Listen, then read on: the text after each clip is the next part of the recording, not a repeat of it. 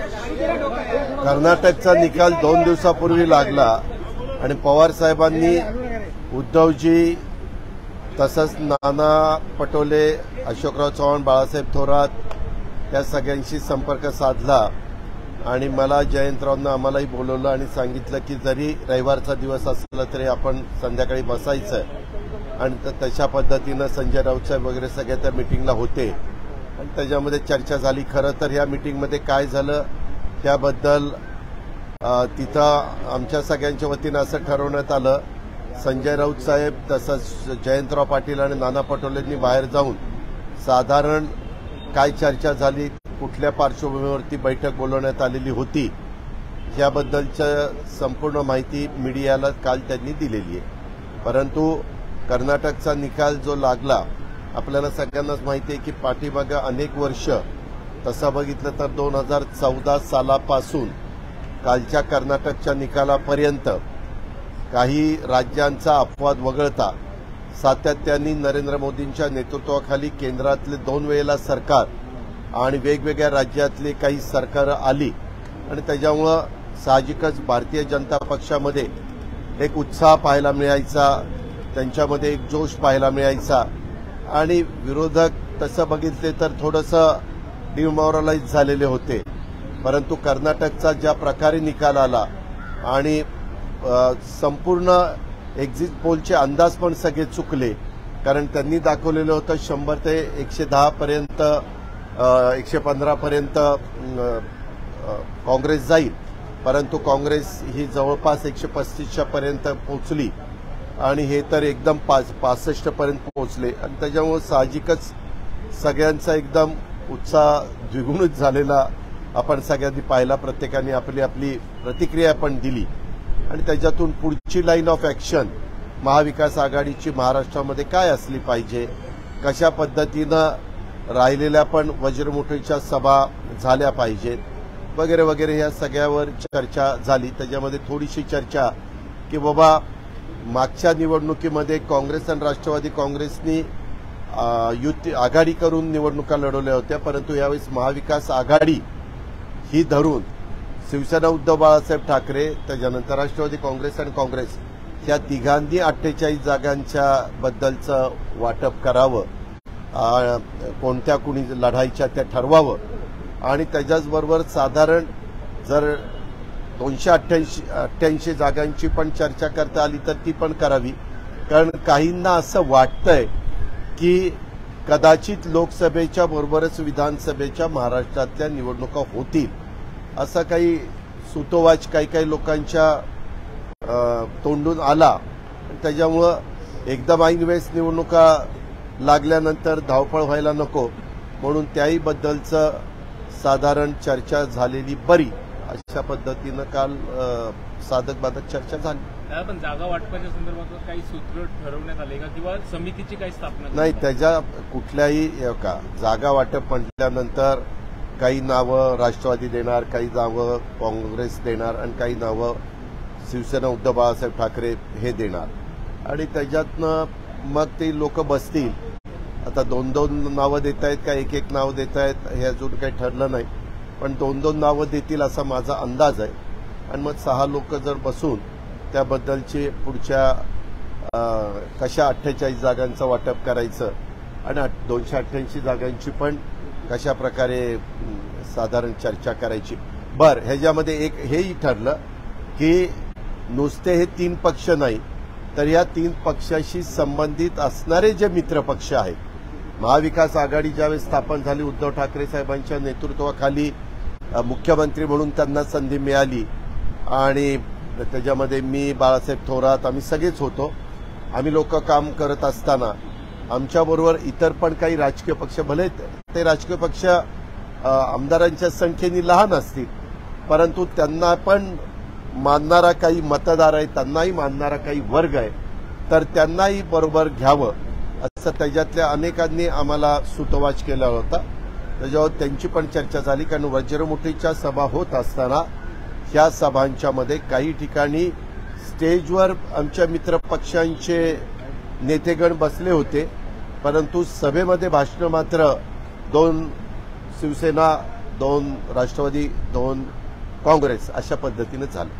दादा, आज शिवसेनेच्या ठाकरे गटाचे नेते झिरवळकरांना भेटले आणि ज्या पद्धतीनं सुप्रीम कोर्टाने निर्णय दिला आहे तो विधानसभा अध्यक्षांनी लवकरात लवकर शिंदे गटाच्या आमदारांना अपात्र करावं अशी मागणी करण्यात आली. त्याच्यामध्ये मी पण जरा माहिती घेतली. सध्या आपले विधानसभेचे अध्यक्ष राहुल नार्वेकरजी हे परदेशी दौऱ्यावर असल्यामुळं त्यांना शिवसेनेने ठरवलेलं होतं की त्यांना जे काही त्यांचं म्हणणं द्यायचं आहे ते आजच द्यायचं. ते नसल्यामुळं विधानसभेच्या उपाध्यक्षांच्याकडे त्यांनी दिलंय. विधानसभेच्या उपाध्यक्षांनी बहुतेक पोच दिली असेल आणि राहुल नार्वेकर साहेब आल्यानंतर त्यांच्याकडे ते पोच देतील. राहुल नार्वेकर साहेब ह्याबद्दलचा निर्णय घेतील असं मला वाटतं. शेवटी हा स्पीकरचा, डेप्युटी स्पीकरचा अधिकार आहे. ते दोघं जण त्याबद्दलचं ठरवतील. अकोल्यामध्ये कुठेतरी कायदा सुव्यवस्थेची परिस्थिती निर्माण झाली आहे.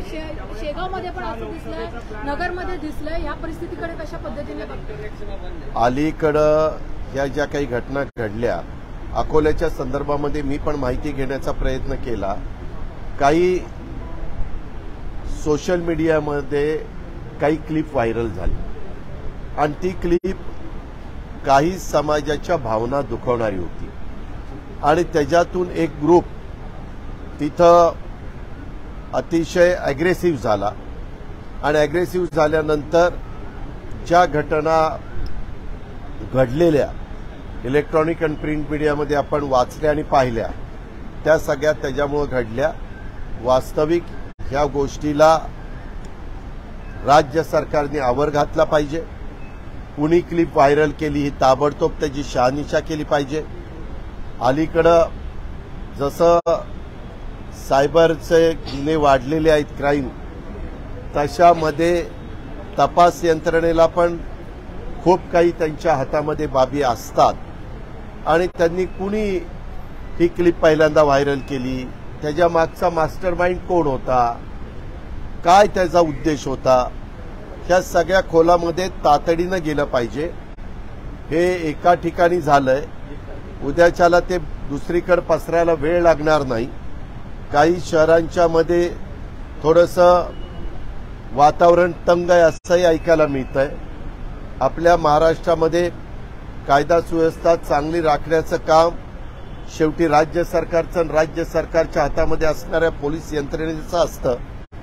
पोलीस यंत्रणेमध्ये राजकीय हस्तक्षेप न होता त्यांना या अशा प्रकारच्या चौकशा करण्याच्या करता पूर्णपणे मुभा दिली तर पोलीस यंत्रणा चांगल्या प्रकारचं काम करू शकते. हा पाठीमागचा अनुभव आहे. आता पुरंदरमध्ये अशोक टेकोडे यांनी आता भाजपमध्ये प्रवेश केला आहे की काही तुमच्याच पक्षाकडून ते आमदार झालेले होते. कुठेतरी त्या कार्यकर्त्याला मीच तयार केलेला होता. त्याला मी पुणे जिल्हा मध्यवर्ती सहकारी बँकेमध्ये डायरेक्टर केलं होतं, चेअरमन केलेलं होतं. त्याच्यानंतर आमदारकीचं तिकीट दिलं. दादा जाधवरावांचं तिथं वर्चस्व होतं, तरी देखील त्या निवडणुकीमध्ये त्यांना आम्ही निवडून आणलं. त्यांनी काम पण केलं. त्याच्यानंतरच्या काळामध्ये तिथं स्थानिक काही आमच्या पक्षांतर्गत त्यांचे काही लोकांशी जमत नव्हतं. मी अशोकराव टेकोड्यांशी पण चर्चा केली. मी ज्यांचं जमत नव्हतं त्यांच्याशी पण चर्चा केली. मी मार्ग काढण्याचा प्रयत्न केला. परंतु मी आपल्याला सांगतो की एखाद्याने मनाचा पक्का निश्चय केला असेल, कारण आज सकाळपासून माझ्या पक्षाचे प्रदीप गारटकर पुणे जिल्ह्याचे अध्यक्ष हे पण राष्ट्रवादी काँग्रेस पक्षाचे त्यांच्या घरी जाऊन बसले होते. परंतु त्यांनी सांगितलं की मी आणि माझ्या मुलांनी पक्का निर्णय घेतलेला आहे. वास्तविक त्यांना समाजामध्ये मान सन्मान प्रतिष्ठा, त्यांचे वडील अतिशय कट्टर पवार साहेबांचे कार्यकर्ते होते. जवळ अर्जुन म्हणून तिथं गाव आहे त्या भागातले ते होते.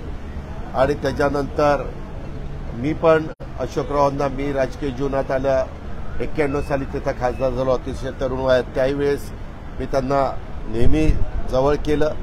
माझ्या परीनं पक्षाच्या माध्यमातून जी काही ताकद देता येतील, शक्ती देता येतील ती द्यायचा प्रयत्न केला. पण स्थानिक काही वाद झाल्यावर आम्ही प्रयत्न करत असतो. दुर्दैवाने त्याच्यातनं मार्ग आम्हाला काढता आला नाही आणि म्हणून त्यांनी ही टोकाची भूमिका घेतली. त्याला वेगळी पण अजून काही कारणं आहेत. ती कारणं तुम्ही त्यांनाच विचारली तर जास्त बरं होईल, कारण मध्ये त्यांच्याकडं आयटीची धाड पडलेली होती तेव्हा काही कागदपत्र तिथं मिळाली असंही कानावर मला प्रदीप गारटकरांनी सांगितलं आज मगाशी, आणि त्याच्यामुळं पण काही घडलंय असं ऐकायला मिळतंय. बाबा एकाने विचारलं एवढं अंगावर काय येतात.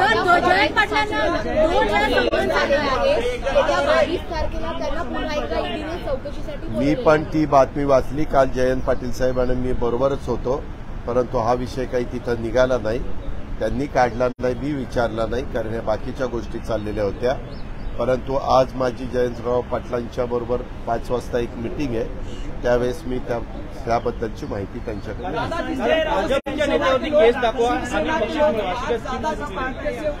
असे मी तुमच्या इलेक्ट्रॉनिक मीडियामध्ये आणि प्रिंट मीडियामध्ये बातमी वाचली की सांगली जिल्ह्यामध्ये राष्ट्रवादी युवक काँग्रेस सांगली जिल्हा त्यांनी तशा पद्धतीनं काहीतरी पोस्टर लावलं होतं असं माझ्या पाहण्यात आलं. परमवीर सिंग यांना क्लीन चिट दिलेली आहे. कोणाला? मुंबईचे माजी पोलीस आयुक्त परमवीर. त्याच्याबद्दल राज्याचे गृहमंत्र्यांनी सांगितलं की त्यांना कॅगनी का कुणी कॅगनीच त्यांना बरोबर आहे त्यांनी दिली असं मी काल देवेंद्र फडणवीसांचं स्टेटमेंट ऐकलं. आता त्यांनी काय केलं, ज्या एजन्सीनी त्यांना क्लीन चिट दिली त्याच्यामुळे आम्ही त्यांना क्लीन चिट देतोय असं स्टेटमेंट राज्याच्या उपमुख्यमंत्र्यांनी केलेलं माझ्या पाहण्यात आलेलं आहे. दादा, कर्नाटकच्या निकालानंतर आता राष्ट्रीय अध्यक्ष भाजपचे हे मुंबई दौऱ्यावर असणार आहेत. 17 आणि 18 तारखेला स्वतः जे.पी. नड्डा हे मुंबई दौऱ्यावर. नाही हो का, त्यांचा तो दौरा पहिलाच ठरलेला होता. मी पण पाहिलं त्यांची काहीतरी कार्यकारिणी 18 तारखेला पुण्याला बालगंधर्वला आहे. आता 18 तारखेला पुण्याला बालगंधर्वला असताना अशा प्रकारची बातमी पण आहे की त्याला राष्ट्रीय अध्यक्ष पण हजर राहण्याची शक्यता नाकारता येत नाही. कदाचित त्या मिटिंगच्या करता त्यांचा पहिलाच पूर्वनियोजित कार्यक्रम आहे. अहो, उद्याच्याला एखाद्या राष्ट्रीय पक्षाच्या राष्ट्रीय अध्यक्षांनी कुठल्या शहरात जावं आणि काय प्रोग्राम घ्यावा हा ते सर्वस्वी त्यांचा अधिकार आहे. कर्नाटकच्या निवडणुकीनंतर स्थानिक स्वराज्य संस्थांच्या निवडणुका आता पुढच्या वर्षी जाऊ शकतात, कारण उद्धव ठाकरेंबाबतची सहानुभूतीची लाट अजूनही आहे अशी चर्चा आता सुरू झाली आहे. ज्यावेळेस निवडणुका घेतील त्यावेळेस आमची निवडणुकीला जाण्याची तयारी आहे. आता मध्यवर्ती निवडणुका लागण्याची शक्यता वाटते का? कारण की जर आमदारांना डिस्क्वालिफिकेशन केलं, आमदारांना अपात्र केलं, तर अशा परिस्थितीमध्ये एक मध्यवर्ती निवडणुका लागू शकतात अशी चर्चा सुरू आहे. कारण की 90 दिवसामध्ये अशी चर्चा सुरू झालेली माझ्याही कानावर आलेली आहे. परंतु माझं स्वतःचं स्पष्ट मत आहे, 288 पैकी यदा कदाचित 16चा काही वेगळा निकाल लागला, वेगळा निकाल लागणारच नाही पण लागला तरी देखील बहुमतावर कुठलाही परिणाम होत नाही. 288 मधनं 16 गेले तरी देखील त्यांचे 272 राहत आहेत आणि 272 मध्ये त्यांना बहुमत क्लिअर आहे. त्यामुळे त्याचा फार काही परिणाम होईल असं आत्ता तरी दिसत नाही. राहुल नार्वेकर जे आहेत अध्यक्ष बनवलेले आहेत आणि व्हीप कोर्टाने सुनील प्रभू यांचं लावलेलं आहे. अशा परिस्थितीत काय राहुल नार्वेकर यांची नियुक्ती ज्यावेळेस झाली त्यावेळेस सुप्रीम कोर्टाच्या म्हणण्यानुसार सुनील प्रभू हे व्हीप होते. त्यामुळे एक प्रश्न शिंदे गटाकडून ठाकरे गटाकडून उपस्थित केला जातो की राहुल नार्वेकर यांची नियुक्तीच अवैध ठरते. हा नवीन मुद्दा पुढे आलेला आहे. आता तुम्हाला माहिती आहे की सुप्रीम कोर्टाच्या 5 बेंचनी जो निकाल दिलेला आहे तो अतिशय व्यवस्थितपणे त्यांनी तो निकाल दिलेला आहे. पण त्या निकालामध्ये त्यांनी असंही सांगितलंय की विधानसभेचे स्पीकर अध्यक्ष हे ह्या 16 लोकांच्या बद्दलचा निर्णय घेतील. कारण आजपर्यंत आपल्या राज्यामध्ये पण जेव्हा जेव्हा घटना घडल्यात अशा प्रकारच्या त्यावेळेस विधानसभेच्या अध्यक्षांनीच यांना डिस्क्वालिफाय करण्याचा निर्णय घेतलेला होता. ज्यांनी जे काही हे आहे कायदा आहे पक्षांतर बदलीच्या बद्दलचा त्या पक्षांतर बदली कायद्याचा भंग केल्यानंतर अरुणभाई गुजराती एकेकाळी 99 ते 2004 साली विधानसभेचे स्पीकर असताना त्यांच्यापुढं अशीच एक मॅटर आलेली होती आणि त्यावेळेस त्यांनी तशा प्रकारे कार्यवाही केली होती, कारण पक्षांतर बंदी कायद्याचा त्या 6 लोकांनी भंग केला. दादा हिंदी में जानना चाहेंगे महाविकास आघाड़ी की कल अरे एक मिनिट उनको पूछने दो ना बाबा. शिवसेना के लोग विधानसभा उपाध्यक्ष को मिलकर 16 लोगों पर जल्दी फैसला लेने का जो मामला लेकर आए हैं, कैसे देखते हैं, जबकि अध्यक्ष कुछ देर नहीं, आज क्या हुआ, वो स्पीकर को मिलने के लिए ही आने वाले थे, लेकिन यहाँ के स्पीकर कुछ इंग्लैंड या लंदन के टूर पे गए हैं, तो अब्रॉड गए हैं, बाहर गए हैं, तो परदेश दौरे के ऊपर वो दौरे पे चले गए हैं. इसीलिए उनको आज ही जो उनका कहना है, यानी शिवसेना उद्धव बाळासाहेब ठाकरे ग्रुप का, वो आज ही उनको सबमिट करना था. तो आज स्पीकर नहीं है, इसीलिए उन्होंने डेप्यूटी स्पीकर के पास दिया है.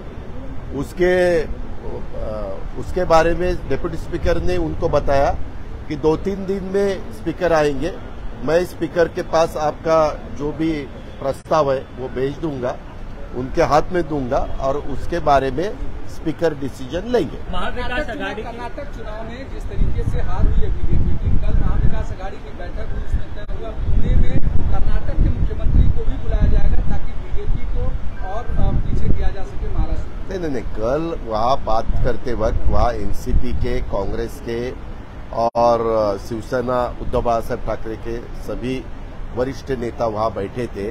तब एक ऐसा प्रस्ताव आया कि कर्नाटक में जो अभी चीफ मिनिस्टर बनने वाला है कांग्रेस पार्टी का, वो चीफ मिनिस्टर बनने के बाद जो वज्रमुठ की सभा अपने महाराष्ट्र में हो रही थी, एक छत्रपति संभाजीनगर में हुई, एक बीकेसी मुंबई में हुई, एक नागपुर में हुई, बाकी है नासिक, कोल्हापुर, पूना, ऐसे कुछ जगह की बाकी है.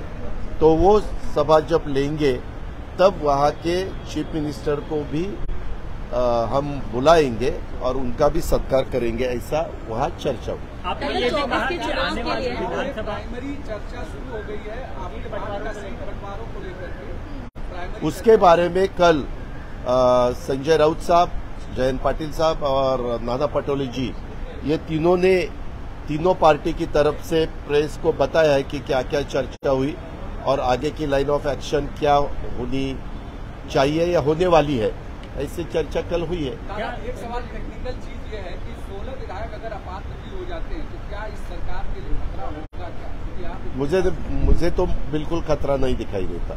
ये मेरा खुद का कहना है, नहीं तो फिर बाद में ये ऐसा कैसे, ये महाविकास आघाड़ी का कहना नहीं, मेरा जो स्टडी है, मैं 30-32 साल विधायक के नाते महाराष्ट्र में काम कर रहा हूँ, वो देखते हुए 288 में विधायकों में 16 अगर कम भी हुए तो 272 रहते हैं.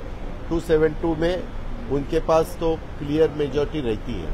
एक सवाल है, आपने मराठी में ये भी कहा कि संभावित है कि आने वाले दिनों में विधानसभा और लोकसभा चुनाव जो है वो एक साथ होंगे, तो इसको लेकर के कोई स्ट्रैटेजी बनाई गई है क्या महाविकास आघाड़ी में? नहीं, उसके बारे में अभी बात चालू है. क्या है, पार्लियामेंट के चुनाव के पहले राजस्थान का चुनाव है, मध्य प्रदेश का चुनाव है और मेरे ख्याल से छत्तीसगढ़ का चुनाव है. 3 स्टेट का चुनाव है. ये तीनों स्टेट 5 साल पहले जो चुनाव हुआ था तो कांग्रेस के पास गए थे. अभी उसमें से 2 स्टेट कांग्रेस के पास है, 1 स्टेट बीजेपी के पास चला गया है, मध्य प्रदेश का.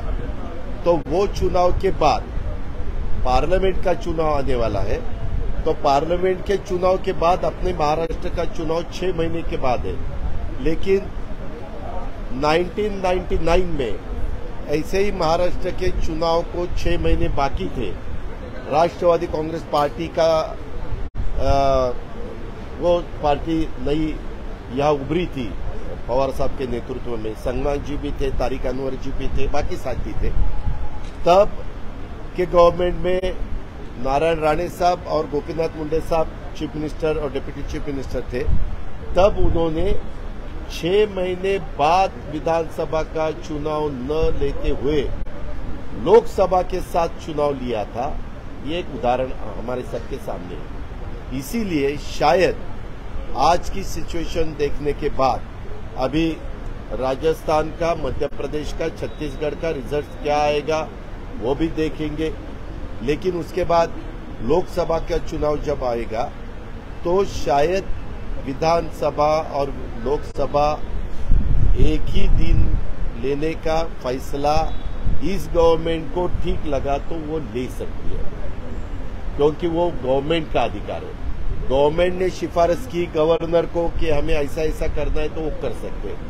उनको वैसा नहीं करना है तो 6 महीने के बाद चुनाव आ सकता है। महाराष्ट्र में हिंसा देखने को मिल रही है, बहुत सारे ऐसे जिले हैं, चाहे वो अहमदनगर हो या अकोला हो, हिंसा देखने को मिल रही है। आपको क्या लगता है कि उसके बारे में एक क्लिप वायरल हुई, साइबर क्राइम वालों ने इसके बारे में पूछताछ करनी चाहिए, इंक्वायरी करनी चाहिए, और किसने ये क्लिप वायरल की, कहां से वो तैयार हुई, इसका मास्टरमाइंड कौन है, उसका कारण क्या था, ये दंगे फसाद होने का कारण था या दो कास्ट में कुछ अंतर बनाने का कारण था, ये सब इंक्वायरी करने वाली बात है।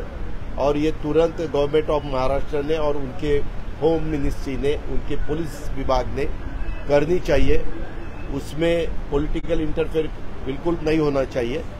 और क्या सही है क्या गलत है, गलत किया तो किसने किया, उसका कारण क्या है, और क्या सामने रखकर उन्होंने ये गलत किया है, ये सब लोगों के सामने आना चाहिए।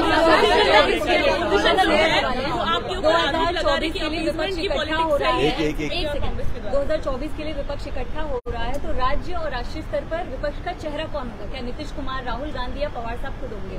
उसके बारे में यहाँ चर्चा नहीं होती। यहाँ चर्चा महाराष्ट्र के चुनाव के बारे में होती है।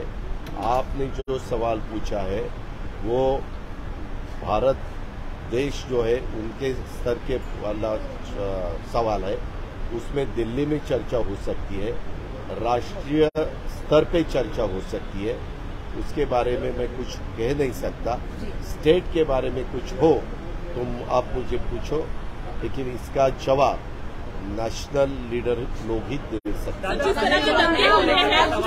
समीर वानखेड़े की जो भूमिका है वो कहीं ना कहीं अब शक के घेरे में, सीबीआई ने एफआईआर रजिस्टर कर लिया है, करप्शन के चार्जेस हैं। एक वक्त में उन्होंने नवाब मलिक के दामाद को अरेस्ट किया था, शाहरुख खान के बेटे को अरेस्ट किया था। अभी उनके खिलाफ इंक्वायरी चालू है।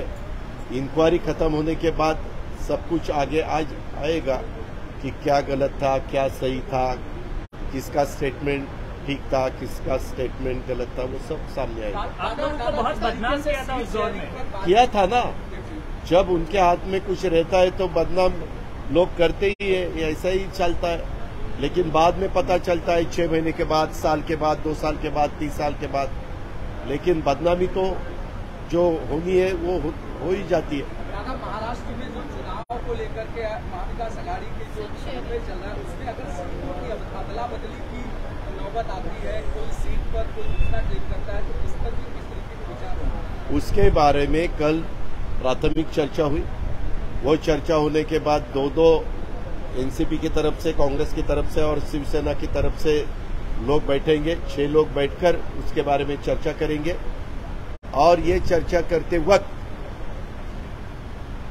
जिसके पास इलेक्टिव मेरिट वाला कैंडिडेट रहेगा तो एक कुछ सीट के लिए थोड़ा बहुत चेंजेस तो हो सकता है, लेकिन समझो एनसीपी की एक सीट शिवसेना को देने का तय हुआ तो शिवसेना की तरफ से एक सीट एनसीपी को देना पड़ेगा। ऐसे ये चर्चे वाली बात है, बाद में से उसमें रास्ता निकल सकता है। सीटिंग को लेकर बदलने की प्लानिंग तो नहीं हो सकती? जैसे सीटिंग क्या सीटिंग कोई एमएलए है, एमपी है, उसको अगर वहाँ दूसरी पार्टी क्लेम करे तो उस पर नहीं, उसके बारे में कुछ भी चर्चा नहीं हुई। जब ये 6 लोग बैठेंगे वो उसके बारे में चर्चा करेंगे। उनके स्तर पे डिसीजन हुआ तो बहुत अच्छा है, उनके स्तर पे डिसीजन नहीं हुआ तो ऊपर वाले फाइनल अथॉरिटी वाले उसके डिसीजन लेंगे। कर्नाटक में जिस प्रकार बदलाव नजर आया वही फॉर्मूला महाराष्ट्र में अपनाने की कोशिश महाविकास आघाड़ी की किस प्रकार? नहीं, कल महाराष्ट्र महाविकास आघाड़ी की बैठक हुई, उसके बारे में चर्चा हुई। आगे जब जाएंगे तब सब मिलके जाना चाहिए। लोकल बॉडीज के चुनाव हो या विधानसभा के चुनाव हो या लोकसभा के चुनाव हो, ऐसे बात हुई, लेकिन वो प्राथमिक बात थी, पहले स्तर की बात थी, और आगे तो बहुत कुछ बातें होने वाली है।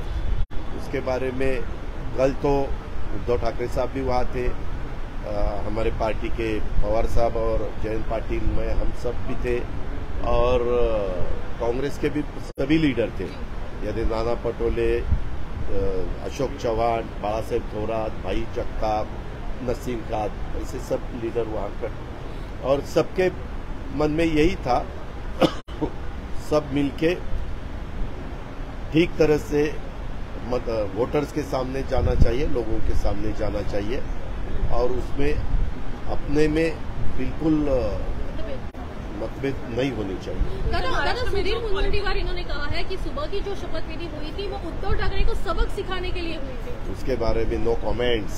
दादा महाराष्ट्र में जो वायलेंस हो रहा है, अपोजिशन ये आरोप लगा रहे हैं कि अपीसमेंट पॉलिटिक्स है और ये कहीं ना कहीं एनसीपी और कांग्रेस की ओर से। मेरा ये कहना है सेंट्रल की सभी एजेंसीज उनके हाथ में है, रूलिंग पार्टी के हाथ में, स्टेट की सभी एजेंसीज उनके हाथ में है, तो दोनों सेंट्रल और स्टेट की एजेंसी को बताओ कि इसकी इंक्वायरी करो, और इंक्वायरी पॉलिटिकल हस्तक्षेप बिल्कुल नहीं होना चाहिए, इंटरफेयर बिल्कुल नहीं होना चाहिए, और ये न होते हुए इंक्वायरी जब हो जाएगी तब सच बाहर निकलेगा कि किसका है, कौन किसकी गलती है। अगर अपोजिशन की गलती है कि अपोजिशन के खिलाफ कार्रवाई होनी चाहिए, अगर रूलिंग पार्टी की गलती है तो उनके खिलाफ कार्रवाई होनी चाहिए, या रूलिंग पार्टी भी नहीं, अपोजिशन वाला भी नहीं, तीसरा ही कोई गड़बड़ कर रहा है तो उसके खिलाफ कार्रवाई होनी चाहिए। क्या ये आपको चिंता का विषय लगता है कि लगातार महाराष्ट्र में ऐसी घटनाएं घट रही है, चाहे अकोला हो चाहे ये, लेकिन टेंशन भी काफी जगहों पे बढ़ रही है? ये देखो, लॉ और ऑर्डर अच्छी तरह से रखने का पूरा काम गवर्नमेंट का रहता है। गवर्नमेंट ने और पुलिस डिपार्टमेंट ने उसके बारे में ज्यादा ध्यान देना चाहिए। Chief minister, deputy chief minister ही होम मिनिस्टर है, ये उनका काम है। हम अपोजिशन के नाते इतना ही कहेंगे कि यहाँ सब ठीक ठाक होना चाहिए, बिल्कुल ऐसा लॉ एंड ऑर्डर्स के बारे में गड़बड़ नहीं होनी चाहिए। धन्यवाद।